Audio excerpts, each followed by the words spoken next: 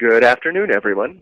My name is Mark Dirks, and on behalf of ACRL and Choice, I'd like to welcome you to today's program, 21st Century Book, the Academic Library's Role in Promoting Open Access Monographs, which is sponsored by EBSCO.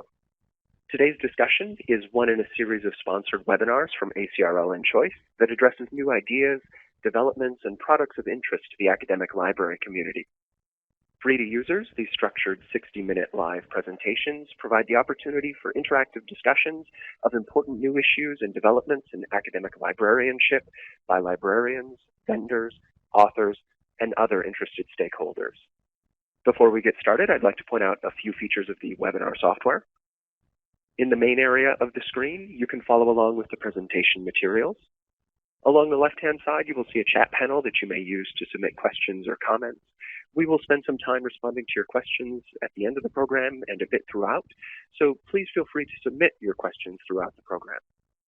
You will also see a separate box for technical questions. Please use this feature to bring any technical difficulties you may be experiencing to our production team's attention. They will troubleshoot those issues with you privately. And finally, please note that today's program will be recorded, and all registrants will receive follow-up instructions on how to access the archived version.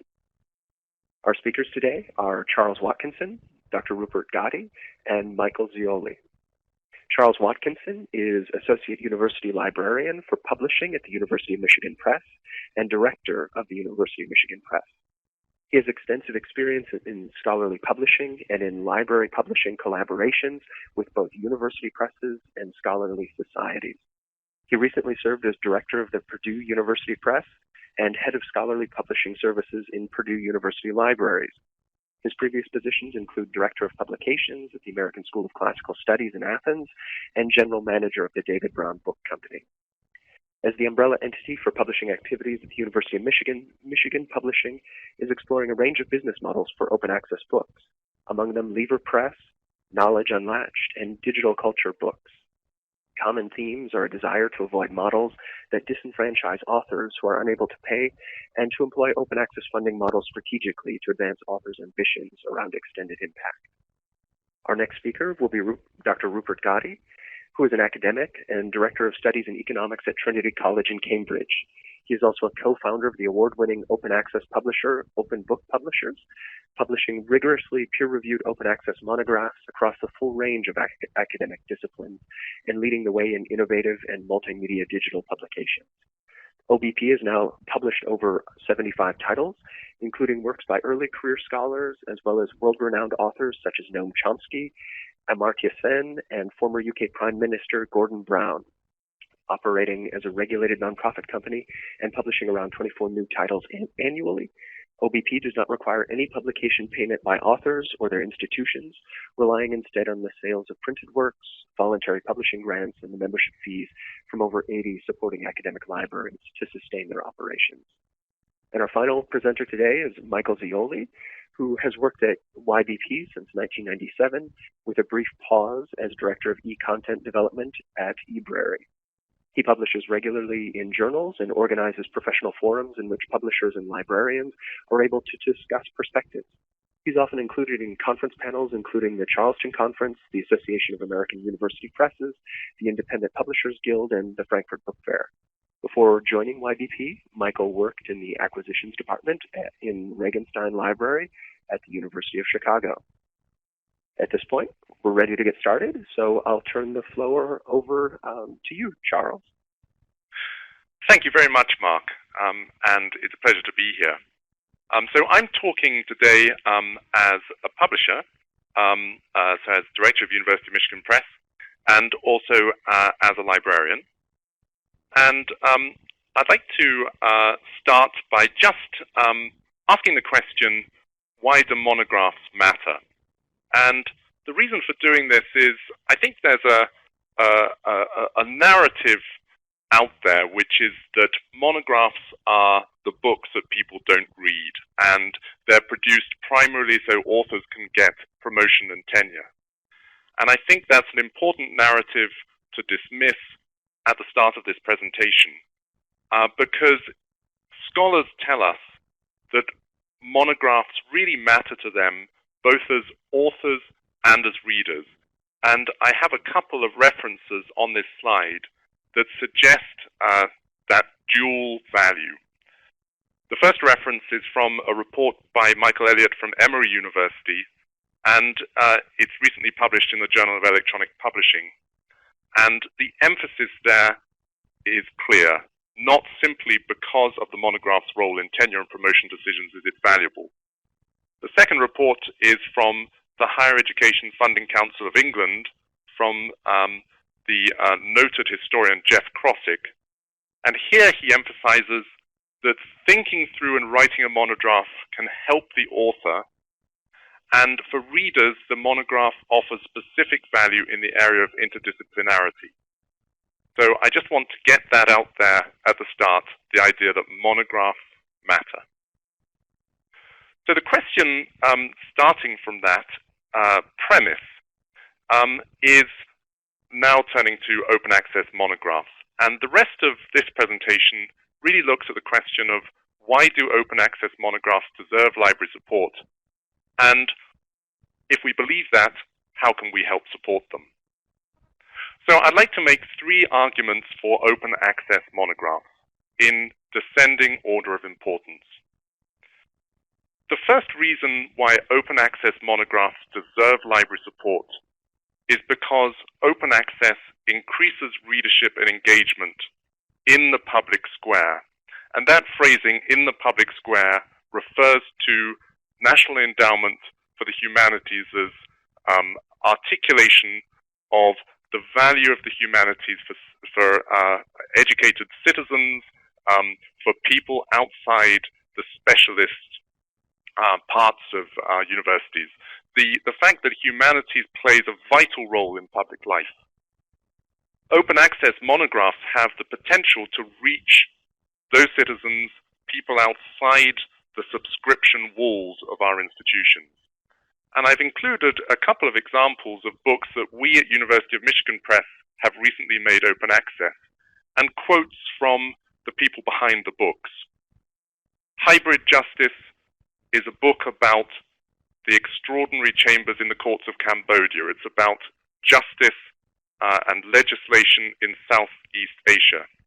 The authors describe here how their goal was to reach people in Southeast Asia to affect public policy in that part of the world where there are fairly few people who can afford the prices of American published books. Campaign Finance and Political Polarization is a book about what it says on the cover. It's about the role of campaign finance in the electoral cycle.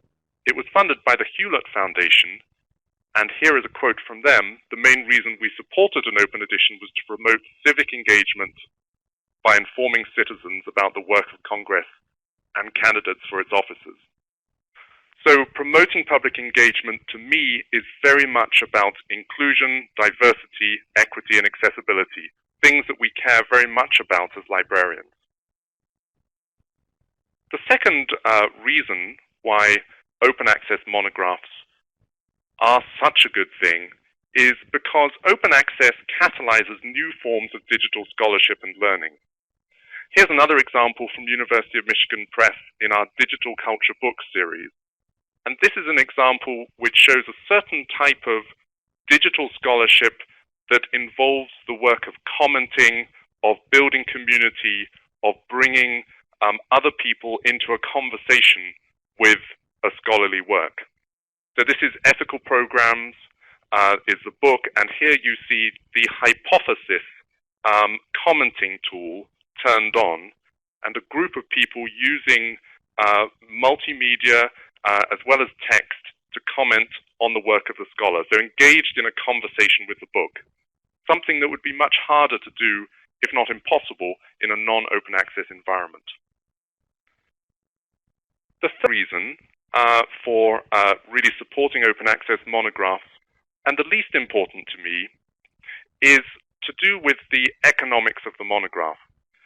This is a type of publishing which University of Michigan Press has been very committed to over the years. And as a publisher with a requirement to sustain its operations majorly through sales and licensing revenue, that commitment has cost us. This is a graph that shows the last 10 years of sales for University of Michigan Press, and the academic line reflects our monograph business. And you'll see a decline in revenue of almost 50% over that period of 10 years. And many of you will be familiar with the reasons for that. Really declining monograph budgets, moves to employ new electronic aggregation models which do predate on print sales. So things like demand-driven acquisition, patron-driven acquisition, short-term loan, etc. So those are the three reasons why I think open access monographs deserve library support. And now I want to talk about some of the strategies that librarians can use to support the growth of this sector of publishing. Just in short, I think that these fall into three categories: invest, curate, connect. So what do I mean by invest? Well, one thing to realize and acknowledge at the start is just how little funding humanities disciplines receive. This is a graph from the American Academy of Arts and Sciences, and you'll see that this is about research and development spending, and the humanities are down there just barely scraping the bottom of the graph in red, versus medical sciences high-flying right at the top. So in an environment where we consider open access for monographs a good thing, and there is very little federal grant support, relatively little institutional support, where does the money come from? Well, you've guessed it, it probably comes from libraries. And the problem with monographs, which is so different from journal publication, is that monographs are expensive to produce. And so it's expensive for a single library to fund an entire monograph cost. Although, as I'll refer later, there are moves afoot from the Association of American Universities, from the Association of Research Libraries, the Association of Public and Land-Grant Universities, to change this situation, to look at institutional funding for authors who are on their faculties. However, these are figures which reflect actual costs of direct costs of production, including staff time and sort of freelance costs for 3 of our books at University of Michigan Press, published in 2014, and we participated at that time in this Ithaca study, the costs of publishing monographs, with which I think many of you will be familiar. So monographs are expensive to produce, and so libraries collaborate, and this has been the primary way in which open access monograph publishing in the United States has developed. And here are a number of collaborative enterprises involving libraries that are looking at different models collaboratively to support monograph publishing. So that's the first way libraries can help. The second way, I've used the term curate to cover the various things that libraries and their partners in the information supply chain do to add value to a published work. And what I want to remind you here is of the very important role that organizations like EBSCO and Yankee Book Peddler play in ensuring that works are discoverable, that they fit into library information supply chains. And of course, this is work that we've increasingly outsourced to such organizations over the past few years. And as the little hands exchanging money suggest, this is work where those companies, which are commercial companies, they have to be paid for the work that they're doing to add value. And that information supply chain could be expanded hugely, of course. Here it suggests, for example, that preservation services like Portico have to be taken into consideration. But you could also think of a number of other arrows going off for other value-added services. Anytime there's value-add happening, somebody needs to pay for it. So in such an environment, who should pay for these value-added information supply chain services where there is no option to take a percentage of a price to pay for those? So an open access book, there is no percentage of the price to take. And recently, it's really started to be a conversation about publishers bearing these costs. But I would argue, perhaps controversially, that it's really important that libraries step up to also pay a portion of the cost for some of these value-added services. Even if the content is free, it's not really free. And just to illustrate the problem, here is a record from Coutts Oasis for one of our books that was included in the Knowledge Unlatched program. And if you look at this slide, you'll see in the purchasing module of Oasis, you'll see that there are all kinds of ebook options as well as print options. But if you look down this list, you will not see an open access version. So how does this open access version get into this conventional information supply chain that we all rely on? So the other part of this that I think is very important is also the question of how does the open access monograph get preserved?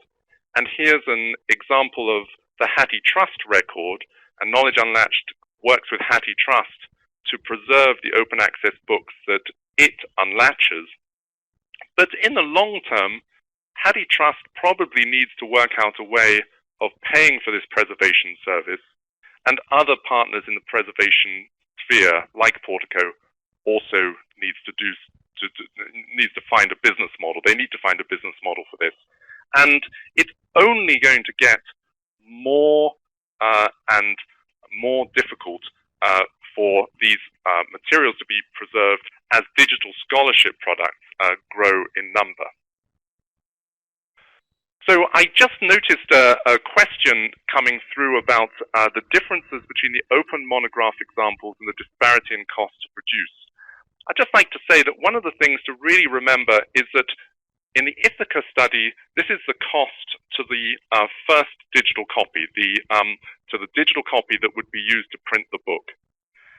So one of the things to observe is that there's very little cost difference between the print book and the digital copy that's used to produce it. Looking at the disparity in costs between those three volumes, there are reasons of length, there are reasons of number of illustrations. There's also a sort of embarrassing little reason, which is that some authors are easier to work with than others. So that explains the cost disparities. And you can learn more about that in the Ithaca report referenced. So lastly, I just want to say that I think there's a third area in which libraries can support open access monographs effectively. And this is perhaps one of the most exciting areas. And that is in terms of developing the traditional role of librarians on campuses as glue people, as people who connect groups with each other.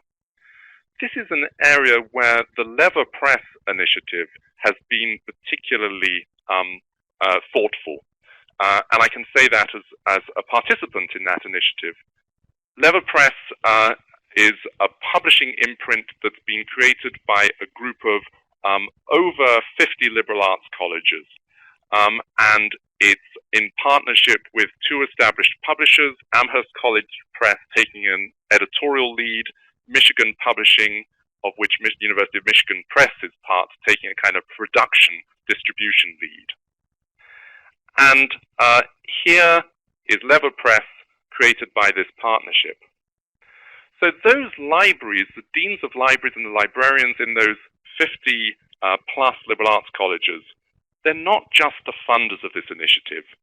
They play a determining role in the way in which this publishing operation is shaped and in the way in which faculty are connected to it.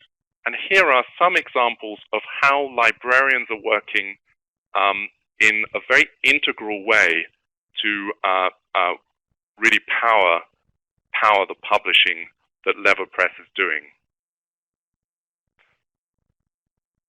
So finally, I just wanted to make a couple of comments about the future for open access monographs, because I think this is a quickly changing world which deserves all our attention. So trends to watch. There's a really interesting question, and I think this will resonate with many of you, that we're facing at University of Michigan Library in terms of the number of requests that are coming in for support for open access publishing. And in the monograph space, those are often quite small requests for participation in library membership schemes, etc. But they do add up. And now with the growth of Knowledge Unlatched, for example, some of those requests are going to become much larger. So previously, they may have been fundable out of sort of scholarly communications, funds, discretionary funds of various sorts. But increasingly, there's this big question about the role of the materials budget in purchasing materials that are not of exclusive use for the institution, and the difficulty in defending that kind of monetary investment. So I think that's a very hot area. The second thing is the increasing multimodality of publications, things which could not necessarily be reproduced in print, and how that area of innovation in digital scholarship will cross over into the open access book space. Particularly in the area of discovery, one of the things currently happening is that there may be a print copy of the book that can be discovered in the information supply chain because that's being sold. But that at least will mean the title is in the catalog, even if the open access version is hidden. But what about things that don't have a print component? An extra level of problem is added in discovery and preservation. And finally, in a world where impact is not measured in terms of financial income, what are the new measures of measures and indicators of impact that we should be looking for? And how do we aggregate, analyze, and communicate to authors, to funders, to publishers, the impact of these new forms of digital monograph? So with that, I'm ending. I see there are some interesting questions coming up, and I just wanted to say, is anyone working on a single discovery source for open access monographs is a very interesting question. I think the answer is not yet, but there are some interesting moves afoot, such as the Muse Open platform, and also potentially the project which is currently called UP-Scope, which is kind of a discovery system for university press content. But with this, I will end my presentation. Thank you very much. Thank you, Charles. This is Mark, stepping in to turn things over to Dr. Rupert Gotti. I am very happy to have him up next to speak for us.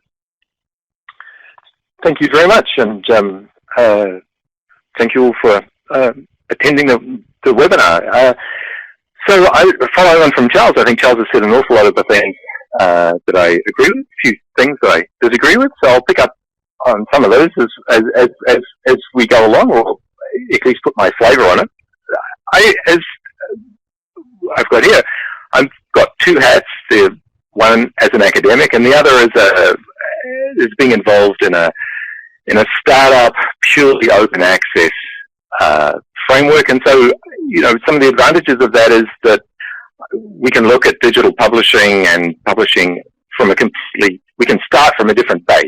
And I think that that's something that I'd like to go on as this continues.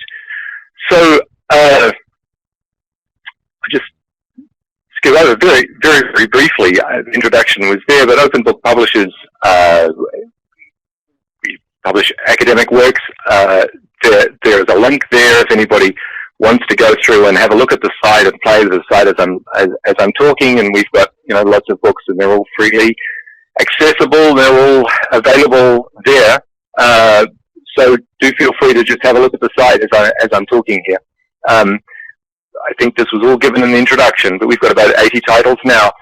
We're coming up to our millionth reader, online free reader is we're expecting in the next month.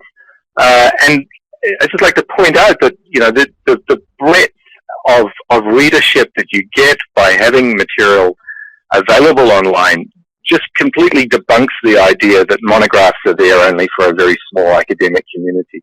So we're getting 400 readers per title per month from all around the world, and so really there's a lot of appetite there for academic knowledge, good quality academic knowledge that's been bound up in the monograph and inaccessible in a lot of cases up till now. I just want to quickly show our business model there and to skip over it pretty quickly. But picking up on Charles's point about costs, so last year we published 20 new titles and it cost us £100,000 total. So 100 divided by 20, we get £5,000. So that's our total cost. Well, it's become a bit cheaper post-Brexit. Pound's not worth what it was, but we're talking about $7,000. So I think it's worth putting out there that it can be done for very different amounts of money than was identified in that report. And I think that that's a very important part of a business model going forward, is thinking, how do we get these costs down? Because is it affordable to be doing it as we were doing it under the legacy world? Again, just very briefly, the three primary sources of income that we have, it's already said, we don't charge authors any publishing fee. About 35% of our revenue comes through from the sales, primarily of paperback sales. So we sell paperback, hardback, and some-formatted digital editions. 35% of our revenue comes through from there. 40% comes through from publishing grants that authors are able to apply for. There's no compulsion to that, but there's publishing money out there, so they apply for it, and that gets a big chunk of our revenue. 25% comes through from library membership schemes, which Charles mentioned. We've got a library membership program. Just to put down there, though, only 35% of our revenue is coming through from sales. So clearly, we depend on non-sales income to sustain our business. So that's just, supporting what Charles was saying as well. We've got to find different revenue streams. I just wanted to follow an issue about the dissemination, both the distribution and the discovery channels for open access works and how these have changed. And I think it has a big impact on the role that libraries can have going forward. And to do that, I just wanted to chase down a particular and concentrate on a particular title. So this was a book we published in April, Universal Declaration of Human Rights in the 21st Century. Again, there's a link up there. A couple of things just to quickly point out on that. We've got these free-to-read editions there where that pointer is. We've got retail editions up here with the paperback and hardback and EPUB and Mobi. And these ebooks, they're just not one version of an ebook. There's lots of different versions, lots of different digital editions. Which of these are three? There could be lots more.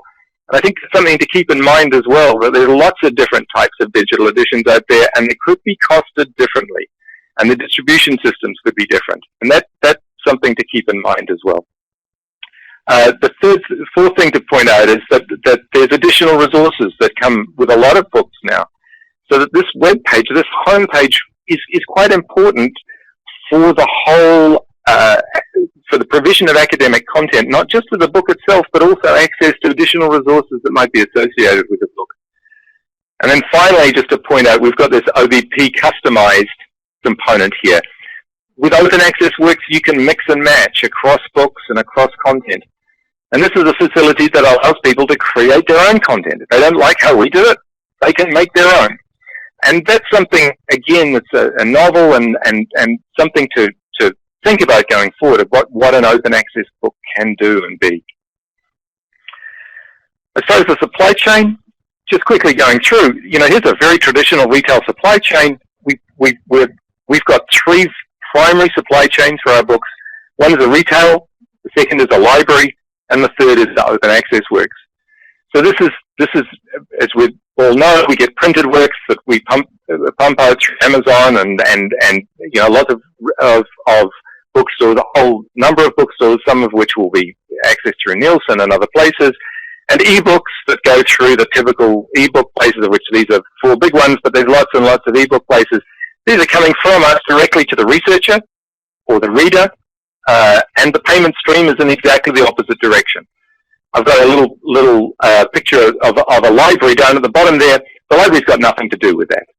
That's an independent process between the researcher and the second stream is what I call the library supply chain. The library supply chain means that we bring our printed works down through various wholesale distributors, Ingram, Coutts. We saw Charles's slide. Gardner's is a big one in Britain, and so there's the typical process coming through there, where the books go through the aggregator, and then it gets sent out to the library, and the money goes in the opposite direction. There's no direct relationship between the publisher and the library. Similarly, with ebooks coming the other way, they're going through various different aggregating platforms, JSTOR, EBSCO, ProQuest, that'll, Overdrive, etc. And again, this is a relationship between the library and the aggregator, and between the publisher and the aggregator, and the money's going in exactly the opposite direction. There is one big difference between those two channels. Just following my slides here, as far as the researcher is concerned, the researcher interacts with the library to discover the works and to access the works. And so that library chain is there. And one of the things that I would like to say is that library chain really is broken as far as open access works is concerned. And the other thing that I'd like to point out is the very big difference between the way that the object is conceived in these two models. Under the printed works, when it goes through, the end holder of this is the owner of the book in some sense. They have the control of it. It's their book, and they can do pretty much what they want with the book. Presently, for whatever reason, the ebook distribution system is different from that. It's really sitting on the platform of the aggregator, and the library's only renting it, and they don't have ownership over it. And I think that's something that we need to come back and think about, because I'm inclined to say that the ownership model is much more appropriate in an open access world than the ebook model. And we need to be thinking really seriously that present we've got these digital content that's coming through under this aggregating platform, and I don't think that's probably the right way to conceive of it in an open access world. Swamping those two distribution channels is the free channel, and the books that we put up on Google Books and World Reader and Wikipedia, and they're uploaded into WordPress, and that completely swamps the distribution and the activity that we're seeing. In fact, the ratio of users on those free editions that we put up and we put through all these various different platforms is about 100 to 1. We get about 100 times more interaction with our books on these free platforms than we do through the traditional routes. And let me say that all these various things that I've identified, Google Books, WordPress, the WordPress, the World Reader, they all servers that are providing different editions of the work. It's all their own edition of the work, and they're serving it themselves, not to do with us. We're putting it up there, and then it's interacting. And the author is engaged directly in this involvement interaction between this free online interaction that's going on. Where the library, I think, has a real role is when the author, the scholar, wants to engage in that and bring material onto it. So I would see increasingly the author looking to the library to help in the dissemination process and bringing the work on. And the library can help in several ways. A, directly by doing the dissemination themselves, as Charles has been talking about, or indirectly by involving publishers that can do their task as well. And there's pluses and minuses to both of those routes. But here we're getting the library being engaged in the dissemination process rather than in the discovery process.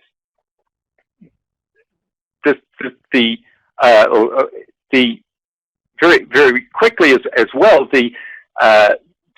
the issue here now is that there's a direct relationship possible between the publisher and the library. And that's something that we've been working with the library membership scheme, is that now we're able to, the libraries have a relationship with us, which means we're able to provide different products for people within their domain than we offer generally. So in this case, somebody from the University of Cambridge can download all our digital editions for free. They can get discounts on printed works. And we can do that very simply with an IP filter. We don't need anything complicated to do that. Anybody accessing our website from any of those free processes will come through and be able to access those membership benefits that have been provided. Okay, so the other point is discovery, and I realize I've got to hurry a little here, so I'll go through, but there's several discovery routes for our works, and one of them would be Google. And if you go to Google and type in the name of the book, this is what I got. You guys might get something different because Google's pretty clever on how it does these. But in the top 10, there's 1, 2, 3, 4, 5, 6 of those are links that go directly to free editions of the work. So you can access the work in its entirety through those links. Or they differ. Some of them are third-party websites that have put up a free PDF.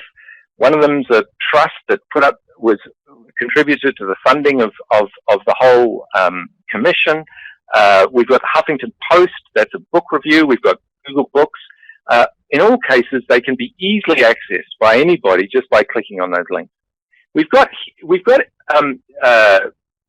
here JSTOR. So this is the first sort of traditional scholarly provider, and there's the link there. If you go through to the JSTOR link, at least at the University of Cambridge, I get this.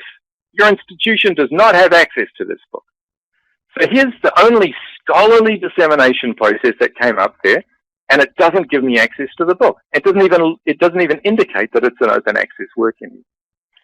If I were to go down the other scholarly dissemination routes, I might go to WorldCat. If I went to WorldCat, I'd find the book. Here it is down at the bottom there, number 4. If I click through to that, I get this. No indication anywhere here that this is an open access work and it's freely accessible. It says find a copy online. If I look at that, there is a pretty obscure little DOI reference here. If you click on that, you go to our website and you can access the work. It's not very obvious. If you click on the Open Book Publishers site, you actually get a JPEG image of our cover for some reason. And if you click on JSTOR, well, you know we've already gone to JSTOR. So again, the standard discovery process has failed here. And if you go to our own University Library website, you don't get it at all. You don't find it anywhere. Just doesn't, apparently, it hasn't got into the catalogue of Cambridge University at this stage. Even though they're member libraries and they've got the MARC records and everything, there's a real problem for some reason getting it through to them. Okay, so that's really the main point that I wanted to make. There's lots of ways if you want to discover the works. People are using social media. They're using all sorts of ways of discovering works. The traditional way of doing it with scholarly book reviews is usually slow, and it hardly ever notes that the work is open access. So once again, this way of discovery under the traditional way is failing.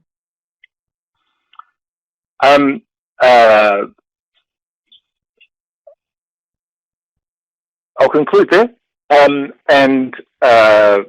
The main point here is that the traditional scholarly distribution and discovery process, I don't think it's fit for purpose presently for open access. It needs an awful lot of refinement.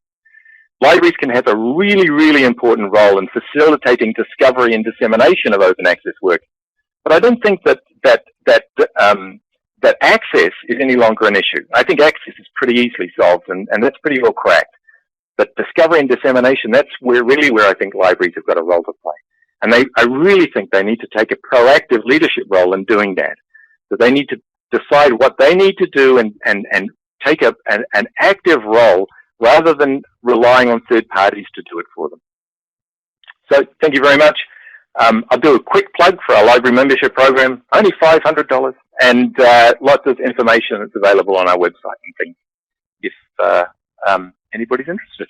Thank you very much. Thank you, Dr. Gotti.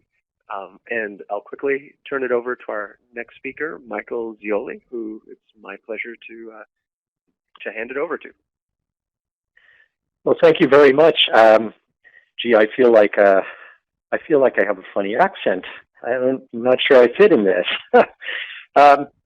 Well, listen, I couldn't agree more with all of what was said in the previous presentations, even where they disagreed. And I think Dr. Gatti left us at a point that I fully agree with. That is that academic libraries have an important role to play in shining a light into those areas that the publishers and other players need to be aware of. Libraries know so much more about what it takes to actually make those books available in the library. So first I want to provide some context, and after having watched Charles Watkinson's presentation, I realize I'll duplicate a bit of that, so I'll go faster. As everyone knows, library budgets have not been increasing. You can take any number of charts and graphs and data from all over the place about library budgets. This one shows library expenditures as a percentage of total university expenditures, not an encouraging line. More context is, if you look at the red line, the blue line here, these are library acquisitions of university press titles since 2011. You can see since 2012 they've been in a very strong decline, and digital has not been growing.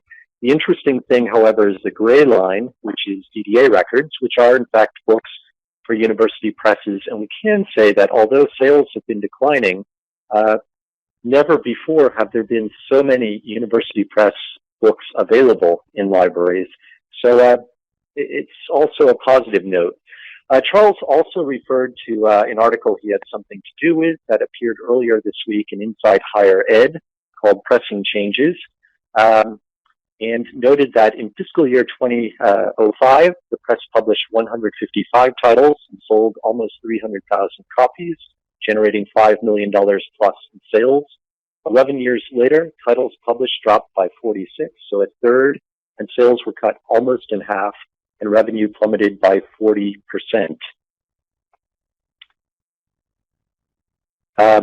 Looking at 63 university presses, these were taken from one particular university press platform, and looking at the percentage of the new titles published, so about 3,400 new titles appeared in fiscal 2016, none of the aggregator platforms exceeded 50% of those. So although in that graph showing DDA records available, there are more university press titles available than ever before, there are a lot of titles that aren't making it into that universe of content. So a lot of it is falling out. I also brought data on the Ithaca study showing the cost of publishing monographs that Charles talked about.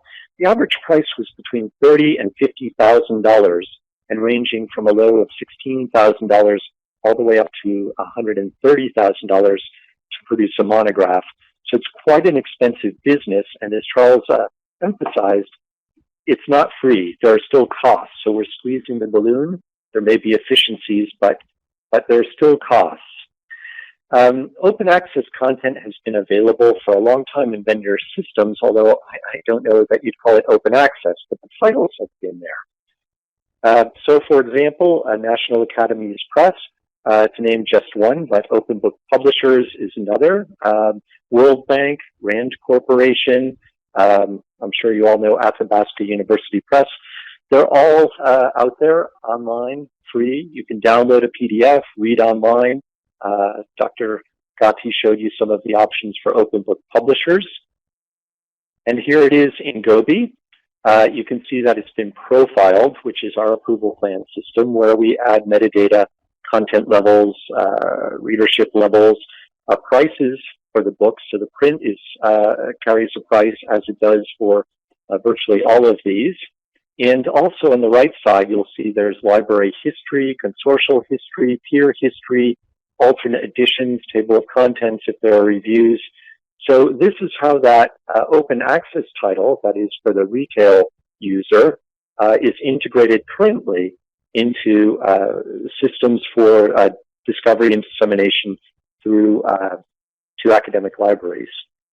What's interesting about this particular book also, when I looked it up, I looked at a little peer report. I was logged in as Canadian Library, University of Calgary, and I found that this book sold 55 copies total. And when I looked at my little peer group here, I saw that none of these libraries bought it. Oh, wait, one did. Rick Anderson at University of Utah bought a print edition of this. But it's available in almost all of those libraries as a DDA record, which is free until it's used. And so the book actually is very widely available to anybody who might want to use it. And this is what it looks like in Gobi in terms of your digital purchase opportunities. So you have 3 of the major aggregators with different models and a price for each. And here's the book in the retail me not market, the Amazon version. You can see that the Kindle edition is $60 and paperback is $70. So what's important here is the integration into vendor systems to support library workflows. Not to support the vendors, but to help support the libraries. And I think, again, this is why it's important for libraries to become actively involved and engaged with the publishers to let them know what they need. So we have 3 main areas at YVP that we need to support. The acquisitions process, the in and out and transactions for the content, technical services, which make it discoverable, cataloging records, etc., and collection management. How does this fit in with the rest of the collection, including duplication control?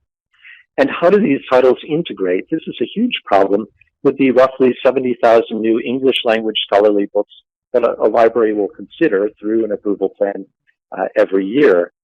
We dump those books into our approval system and match it to library profiles, and there's an output. It might be DDA, it might be a notification slip, it might be part of an ebook collection, a send-all instruction for that publisher, a standing order, etc. So the library support services are essential. And when we start to think what they are, it's the identification, pre-publication of what these titles will be. So we need to be informed in some way about these. The titles, we also need to know the formats, and we need to know where the content will be available, whether on open book publishers, can they support a link from, 1 million libraries worldwide, the profiling system, metadata creation to facilitate the collecting. We have to integrate these titles into that process. Delivery mechanisms. We have to support paper and cloth. As Dr. Gaffney said, 35% of their revenue comes from those sales. The ebook platforms, we need to have links to all of those. The models, collections, integrated e-print plans, standing orders, subscriptions, etc. We need to manage duplication control, and in the case of a physical book, the freight in and out, as well as warehousing, etc. Cataloging for the library with customization, so when the book arrives, even open access, it's easily integrated into processes in place. The physical processing for print books, and the invoicing, record keeping, the whole business management piece that you saw in the upper right corner of that Gobi record.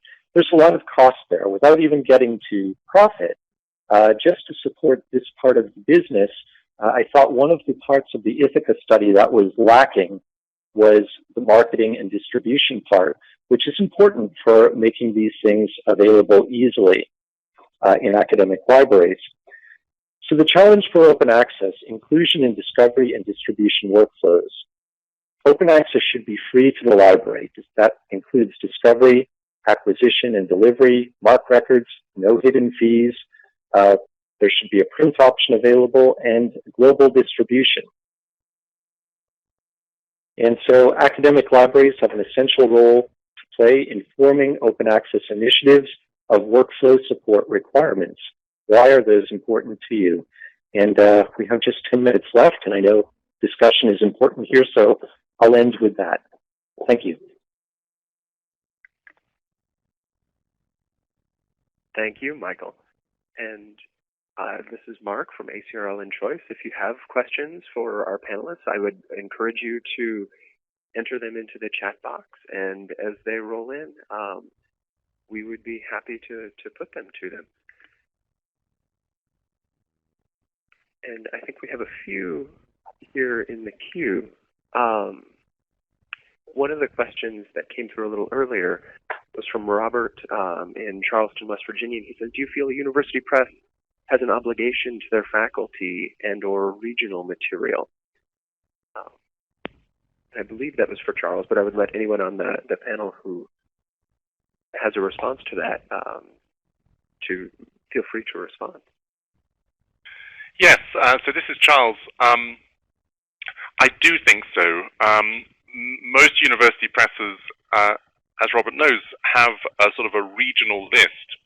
The challenges with open access there are that the regional list is often still a moneymaker for university presses, and there is some reluctance to give up that financial flow. So a little bit of reluctance around open access. Although I will say that I think there's an interesting and related conversation about availability of university press regional books in public libraries in their region, which in my experience is very, very limited, and maybe an interesting role for DPLA to play in that space. In terms of own faculty, university presses generally publish only around 10% of their, only about 10% of an average university press's books would be from their own faculty, and there is still this kind of inbuilt concern about publishing your own faculty members. Some university presses are dealing with that by setting up publishing services operations, and that's what Michigan has done. It's what University of North Carolina has done. So another option. Thank you. I think we have another question from Lisa in Greenville, North Carolina. And she asks, won't the NISO access and indicators practice improve discoverability? Not to dominate the conversation, but this is Charles again. I think there are interesting initiatives that NISO is doing. I pointed out on chat briefly that I think a really important standards entity in this space is Editor. Editor is a book industry group that sets the standards for Onyx, which is like MARC for publishers. It's the information supply chain standard. And they actually, maybe even a couple of years ago, created an Onyx standard for open access books, which is actually very, very good. And now entities like YBP and Coots are actually looking at ways of bringing that into their systems. And I think that will help a lot. Thank you. And I believe Annalise from San Francisco asked, perhaps we just need the discovery methods to do a better job of finding OA book content. She notes that understanding records in WorldCat can be incredibly confusing. Is there a way to improve that, to make them more accessible, or are there additional standards that could be used or that folks know about on the panel?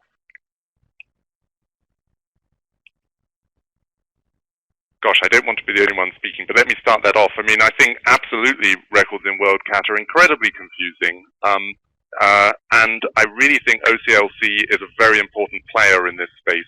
I haven't heard them talk a lot about the challenges with open access books, but WorldCat records being confusing is a problem for all publishers now. The number of times we've had authors now coming to us saying, why don't my royalty statements match the number of libraries who appear to have book that you've published of mine, is ridiculous. And of course, WorldCat records do not illustrate well which libraries actually have materials in their collections because of DDA, etc. So a lot of work to be done at OCLC's end, I believe. And we've got a question from... Can I just... Yeah, of course, go ahead. It's Rupert here. I just wonder how many academics actually use the library catalogs now. You know, the discovery process is really happening away from the traditional routes that they used to do. And yes, we do need good ways of discovering content, but you know, with open access, the entire content is available for search engines online. Not just the title and the MARC record, the entire content. And so I think it changes entirely the search process that an academic will be looking for and what we're looking for in a discovery engine. We're not looking, I don't think, for titles any longer. We're looking for the content. And that's available in an open access format. It can be searchable. And so I think we need a completely different way of discovering content. We need to be working on that. But yeah. Great, thank you for that. We've got another question from Yuan in Princeton, New Jersey. And he says, for Michael, I didn't see a section in Gobi which marks the book as open access, if it is. Why is that? Right. Well, the way we find out about content is through feeds from publishers. And from open access publishers to date, we don't have any feeds. None have been offered. I think that these initiatives have been concerned until fairly recently, and Charles is one of the leaders in this, by the way. They've been very focused on creating the content and finding a way to host it, etc., and have not been engaged with vendors. And I think that needs to happen. You talked about Onyx, for example. In Onyx 3, there is a field that lets us know that something is available as open access. So there are ways of feeding us that information, and then we have to build our technology, which of course is an old book vendor system, of including that information in our system. So there's some engineering work, but there's also some relationship building that needs to happen, and none of it is easy, but we are moving in that direction. It's a good question. I expect one day you'll see that. Great, thank you. And Aaron from Urbana, Illinois, notes or sort of asks, I'm not sure we should assume the workflows for access-restricted books are good ones, and I believe that was directed or came out of Dr. Gaudi's discussion. Would you have a few words on that? Sorry, I was trying to type at the same time. Sure. And so my comment on something else entirely that's just gone up. Sure. Can you repeat that? Absolutely. So Aaron was asking or commenting on he's saying he's not sure that we should assume the workflows for access-restricted books are necessarily good ones, and should they apply to OA books? Yeah, I'm not sure what you mean by what's meant by workflows there. Is it the workflows of the publisher or the workflows of the distributor or the workflows of the academic? But I think my answer is the same for all those. No, I don't think one wants to assume that the workflows are good, and I'm not sure that we want to be repeating those. I think that we really are in a world where everything is shaking up. Entire workflows are going to change as well, and we've got to be flexible, and we've got to be having the community. As Michael said, the community has got to be sending out the signals of what is needed to the people that are in a position to be able to help and provide that. And yeah. And this is Charles. I mean, I think Rupert and I disagree on this. I consider the traditional library supply workflows as really important for open access books, partly because I'm really concerned about the idea that open access books are represented in any way as different, as having their own siloed workflow, because we already have a credibility issue around open access books, and suggesting that they have to have a separate workflow, that they're not equivalent to access-restricted books, really increases that credibility issue. I absolutely agree with you, Charles. Short term, we've got to be able to say these books sit side by side with the non-open access ones. They're not. They can do everything. I think an open access book can do everything a closed access book can do, plus a whole lot more. And certainly, we don't want to be saying, look, they're siloed off as something separate. They need to be integrated, and that's why we need the whole system to be changing to integrate them into that system and make it work. Well, thank you for that. Thank you to all of you. And unfortunately, our time is coming to an end today. So I would like to take a moment to thank you, Charles, and Dr. Gotti and Michael for spending some time with us today. And I'd like to give each of you a virtual round of applause. The information you shared was really wonderful, and I know I personally have appreciated your insight. Just as a reminder for folks that are watching this, we have recorded today's program, so be on the lookout for a follow-up email from ACRL in Choice that should include instructions on how to access the archived version of this recording. Thanks again for joining us, and I hope you enjoyed the session. Please have an excellent day.